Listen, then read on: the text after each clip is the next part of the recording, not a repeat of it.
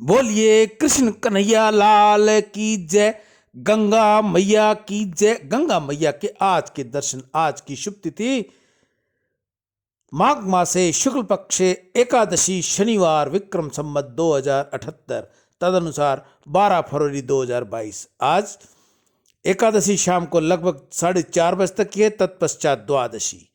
आज का विशेष दिन भद्रा जया एकादशी व्रत। सूर्य राशि मकर, चंद्र राशि मिथुन, दिशा शूल पूर्व, अग्निवास पृथ्वी, नक्षत्र आर्द्रा। राहु काल का समय प्रातः 9 बजे से लेकर 10:30 बजे तक रहेगा।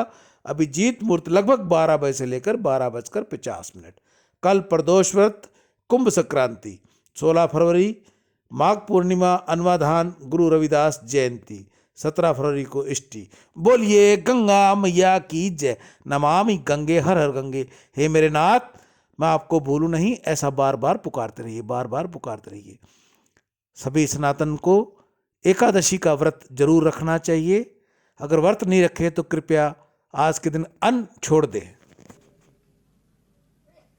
आपके चेहरे की जो कांति है, मुखमंडल की कांति अपने आप मलिन हो जाएगी।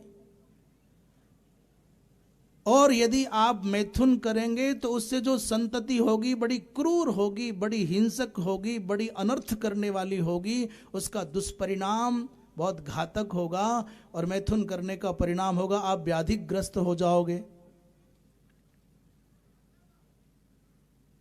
शास्त्रों ने तो कहा, जो व्यक्ति सूरज निकलते समय, सूरज छिपते समय, दोनों समय सोता है, सूर्योदयास्त मिते, उदय और अस्त काल में जो सोता है, बोले भले ही वो भगवान नारायण क्यों ना हो, भगवान नारायण भी यदि सूर्योदय और सूर्यास्त काल में शयन करेंगे तो लक्ष्मी उनका परित्याग करके चली जाएगी,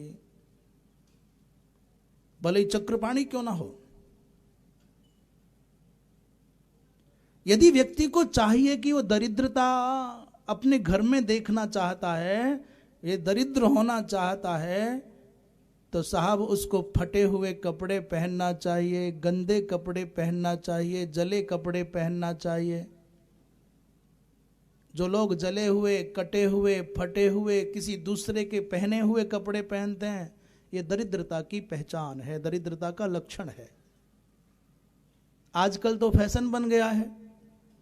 तो हमारा उद्देश्य फैशन की चर्चा करना नहीं है, हमको तो ये कहना है कि क्या नहीं करना चाहिए। हम फिर कह रहे हैं क्या हो रहा है, इससे हमारा कुछ मतलब नहीं है। हमारी बात का प्रभाव 2 लोगों तक भी पहुंच गया तो हमारे बोलने का ये जो उद्यम है ये सार्थक हो जाएगा। केवल एक आदमी भी समझ गया तो पर्याप्त है। ये जो आजकल फैशन के नाम पर कटे हुए बहुत विचित्र कैसे कैसे कपड़े पहन रहे हैं, कोई भारत है? पहले भिखमंगे भी, आज तो ऐसे कपड़े भिखमंगे भी नहीं पहनते, वो भी जीन्स पहन करके मांग रहे हैं।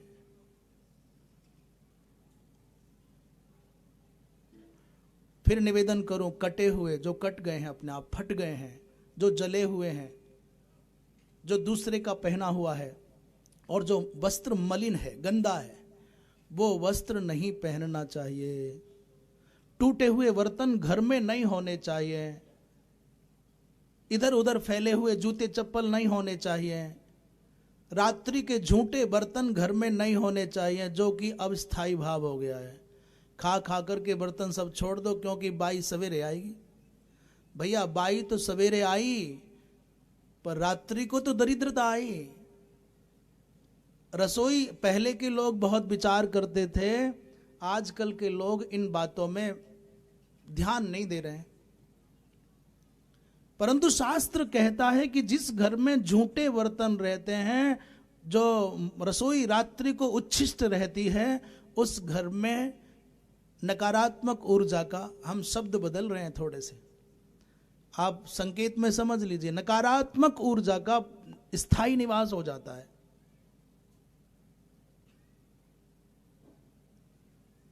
वहां दरिद्रता अपना डेरा जमा लेती है, इसलिए बचना चाहिए। महात्मा कश्यप ने कहा, देवी सूर्यास्त का समय है, प्रदोष काल का समय है। प्रदोष काल में व्यक्ति जो सोता है, जो इस तरह के गृहस्थोचित कर्म करता है, भगवान शंकर उसको अभिशप्त करके जाते हैं। श्री शमशान ऐसा घोर तमा बेला घोराणाम घोर दर्शना और चरंती श्याम भूतानि भूतेशानुचराणि ही, भूत प्रेतों के साथ भगवान शंकर भ्रमण करते हैं। परंतु माता दिति नहीं मानी। महात्मा कश्यप ने दिति के आग्रह के आगे विवश होकर के जो उन्होंने चाहा कर दिया। स्नान किया अग्निहोत्रशाला में, फिर प्रविष्ट हो गए। थोड़ी देर बाद माता दिति को पश्चाताप हुआ, प्रभु मुझसे तो भूल हो गई, क्षमा करो। मेरे बच्चे जो हों उनको ब्राह्मणों के शाप के कारण मरना ना पड़े। महात्मा कश्यप ने कहा, देवी तुम्हारे चित्त में जो पश्चाताप की भावना आई है उसका एक गुणात्मक परिणाम यह होगा कि पुत्र तो तुम्हारे भयंकर ही होंगे, पर हां तुम्हारा पौत्र भगवान का भक्त होगा।